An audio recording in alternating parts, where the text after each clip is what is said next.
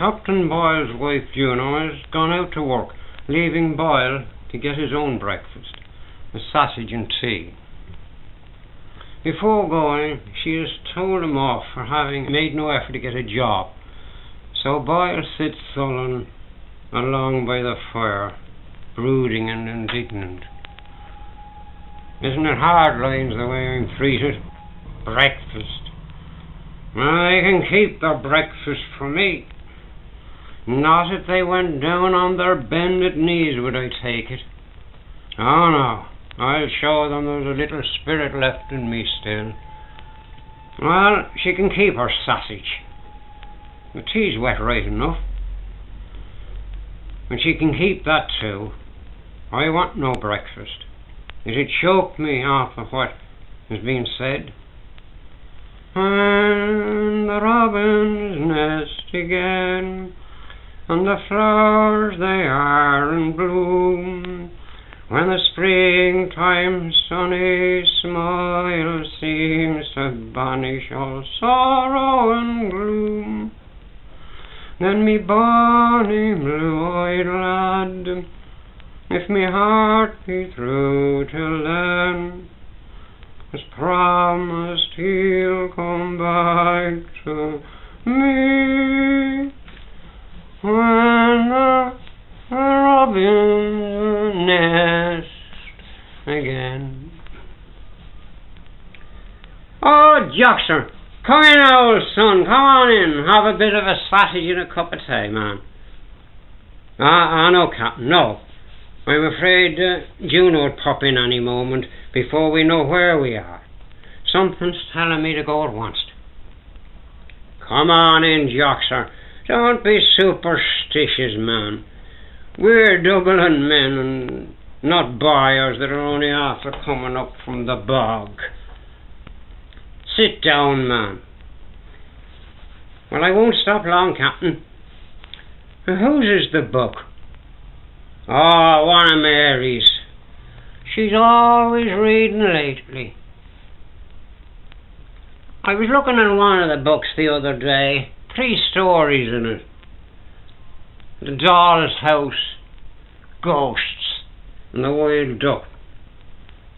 Books only fit for chiselers. Did you ever read Elizabeth, Captain, or The Exile of Siberia? Ah, it's a darling book.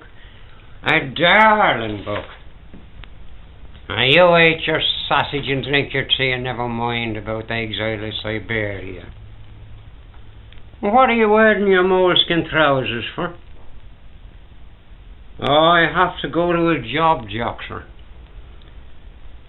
10 minutes ago, Jerry Devon came running in to tell me that Father O'Farrell told him if I went down to the job that's on in Colester, I'd get a start.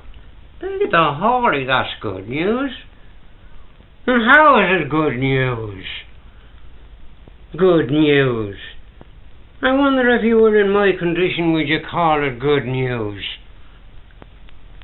Oh, I thought, Captain. You thought. You think too sudden sometimes, Joxer. Good news. You know, I'm hardly able to crawl with the pains in me legs. Yes, oh, of course. I forgot the pains in your legs. I know you can do nothing while they're at you. You forgot. You forget a lot, Joxer, when you've no need to remember. There's not one of you realised the state I'm in with the pains in me legs. What'd happen if I had to carry a bag of cement? You'd be down and out, Captain, down and out. Now, I wouldn't have minded if Devon had said it to meself. But no. He had to come in rushing like a bull to shout it out in front of Juno. And you know what Juno is, Joxer. We all know Devon knows a little more than we know. But he doesn't act as if he did. He's a good boy, sober, able to talk and all that, but still. Able to targify, but still.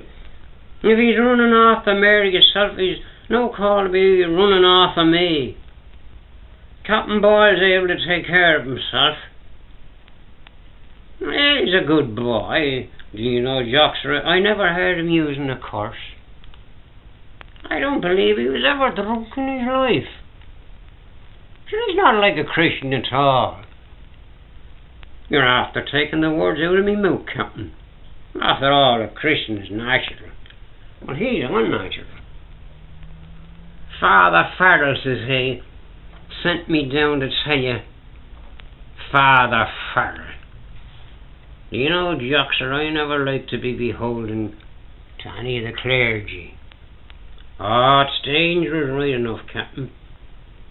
If they do anything for you, they expect you to live in the chapel. I'm going to tell you something, Joxer, that I wouldn't dare to tell anybody else. The clergy have too much power over the people in this unfortunate country. And you could sing that, Captain, if you had an ear to it. Didn't the clergy prevent the people in 47 from seizing the corn and they starving? Didn't they down Parnell? Didn't they say that hell wasn't hot enough or eternity long enough to punish the Fenians? We don't forget, Joxer. If they've taken away everything else from us, they've left us our memory. Ah, for memory's the only friend the grief can call its own, Captain. The grief can call its own. The Farrell's beginning to take a great interest in Captain Boyle because of what me son Johnny did for his country, says he to me one day. It's a curious way to reward Johnny be making his poor old father work. Well, that's what the clergy want, Joxer. Work, work, work. For you and for me. Having his mewling from morning to night, so that they may be in better fettle when they come hopping around for their dues. Job. Well, let him give his job to one of his hymn-singing, prayer-spouting, craw-thumping confraternity men. Now, that's the talk, Captain. Ah, God be with the days, the young days when you were stepping the deck of a manly ship, with the wind blowing a hurricane through the masts. And the only word you'd hear was "Avast, avast! Port your helm!" And the only answer, "Port it is, sir." Ah, them was the days, Joxer. Ah, them was the days. Nothing was too hot or heavy for me then. Sailing from the Gulf of Mexico to the Antarctic Ocean. I seen things then, Joxer. I seen things that no man ought to speak about that knows his catechism. Often and often, when I was fixed to the wheel with a marline spike, and the wind's blowing fierce, and the waves lashing and lashing, you'd think every minute was going to be your last. And it blowed and it blowed. Blew is the right word, Joxer, but blowed is what the sailors say. Ah, it's a darling word, darling word. And it blowed and it blowed. I often looked up at the sky and asked myself the question, what is the stars? What is the stars? Ah, that's the question, Captain. What is the stars? What is the stars? And then I'd have another look up again at the sky and I'd ask myself the question, Joxer. What is the moon? What is the moon? Ah, that's the question, Captain. What is the moon? What is the moon? A man is always learning, Joxer. Always learning. The Boyle family has suffered disaster. Juno's son is being killed by the Republican forces. because of information given that led to a comrade's execution by the Free State forces. The legacy has proved to be a fake. The furniture has been taken. Juno and her daughter have left the home, and now the captain and his crony jocks are returned to the empty place, both of them unaware of what has happened, and both of them hopelessly drunk. I'm able to go no further, jocks. Too poor us here, too. Eh? What were they doing here, I wonder? Up to no good, anyhow. And Juno, that lovely daughter of mine, with them. One single solitary tenner left out of all I'm after borrowing. The last of the Mohicans. Blinds is down, jocks. The blinds is down. Put all your troubles in your roll. Keep back and smile, smile, smile. The country will have to steady itself. It's going to hell, jocks. Where are all the chairs gone to? Steady itself. Chairs will have to steady themselves, jocks. No matter what anyone may say, jocks, Ireland sober is Ireland free. Chains and slavery. That's a darling motto, darling motto. The worst comes to the worst, I can join a flying column, josser. I done me bit in Easter week. Had no business to be there, but Captain Boyle, he's Captain Boyle. Jocks. Bleeds there a man, Captain, so dead. Never to himself has said, this is me own, me native land. Jackson, Captain Kelly, died in them arms. Had me volunteer, Bussy, to see that I died for Ireland. Did you ever read Captain Willie Riley in his own Korean book? Oh, it's a darling book. A darling book. I'm telling you, Jackson, the whole world in a terrible state of justice. She had died without one murmur of retention, unbreakable, tireless, and quite confident. She had stretched out only when all usefulness had left her body, possessing nothing but the sweet peace that gave courage to her fine, gay heart. She had gone very close to her husband, Michael now. He had won her away from the world at last.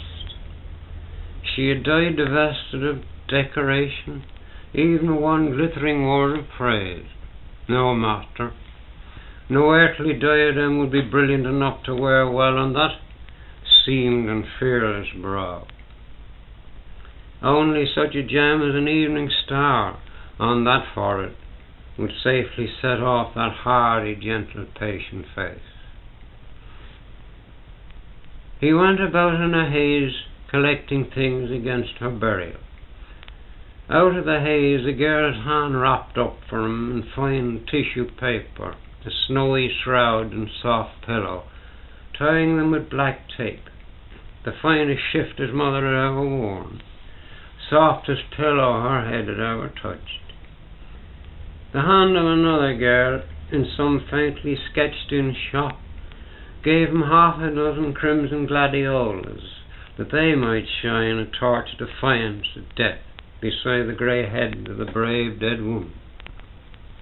Over the white shroud, over the coffin, he draped the red cloth, that had covered the box on which she had so often sat. It would be her red flag. Ignorant as she was of all things political, she was in her bravery, her irreducible and quiet endurance, her fearless and cheery battle with a hard and often brutal life, the soul of socialism. And the red symbol draping her coffin honoured itself in warming the dead cold breast of an indomitable woman. Strive as he might, he couldn't get himself to realise that all life had gone from the frail body lying so safe and still in the faintly polished box. He would have been shocked, but not surprised, if he had heard her voice crooning quietly some old sweet song, or had seen her suddenly lean out of the window to send a greeting down to a passing neighbour. Where was she now? Perhaps a young black-haired miss once more. She was with her long-lost Michael again. He, with his white brow and bronze beard, looking down at her, stroking her hand and murmuring, "You took a long time to come to me, Sue. A long, long time." And she would say, "I came quick as I could, Michael. And when I found the way, I hurried." Seán broke off a sprig of fuchsia, another of musk, and a crimson disc from a geranium, and carefully arranged them under the fold of the shroud, near her right hand. They were her flowers. She loved them for many years, and now they would be her gold, her frankincense, her myrrh, her credentials to show to the first guardian angel she might meet.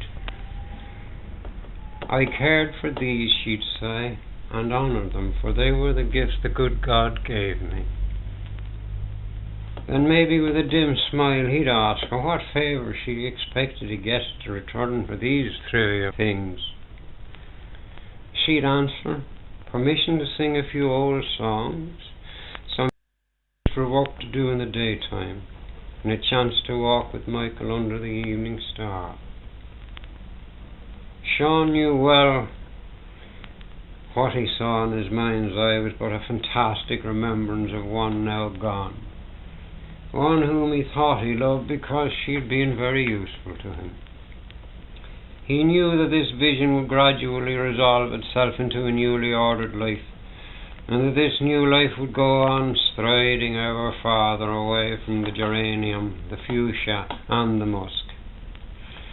She had come the way all had come, and had gone the way all had gone, as he himself would go. The rest was silent. Death wasn't lonely.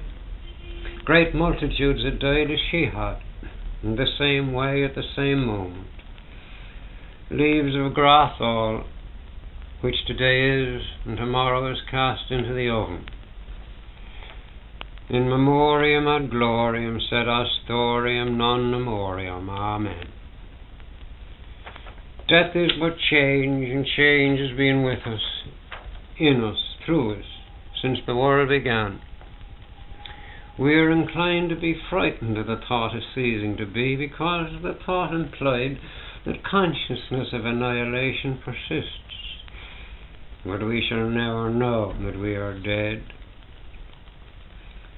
Soon Mrs. Cassidy, baptized Susan, would be committed to the ground amid the trumpet obligato of the Christian faith, sending its notes boastful and satisfying into every present ear, save that of the dead woman and his own. Even were the trumpet tones an actual echo of God's voice speaking, even if Seán knew them to be so, he still thought that the best way to fit oneself for this next world was to fit oneself for this one. That is the law, if it isn't the prophets. To him there was nothing above but the blue sky, or the soft grey cloud taking the gay sun's gilding, or the black cloud holding a storm for our heads. To him the banner waving over every grave is silence. But let them say their jewelled words over Susan's body to the very last word, on to this last. For they were part of her strange and happy dream, and dear to all her secret thoughts. Seán knew that, unattended, though her mind was lovely and her body pure, the clay in the grave would bring forth coarse grass that would soon hide it from the sight of men forever.